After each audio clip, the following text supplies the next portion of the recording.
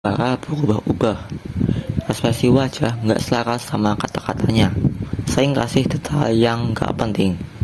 Tiba-tiba gagap atau berdeham. Berusaha alihkan topik.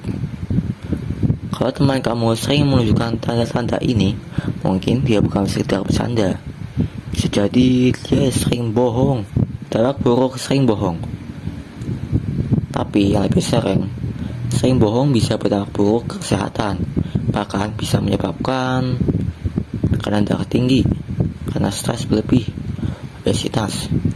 Hormon stres bikin nafsu makan naik, gangguan kecemasan, atau merasa bersalah, depresi. Kalau bohong jadi kebiasaan dan makin berat. Bohong patologis, sulit berhenti meski ingin jujur. Kanker, stres kronis bisa memicu penyakit serius. Gak nyangka ya, dari sekadar kebiasaan bisa jadi gangguan serius.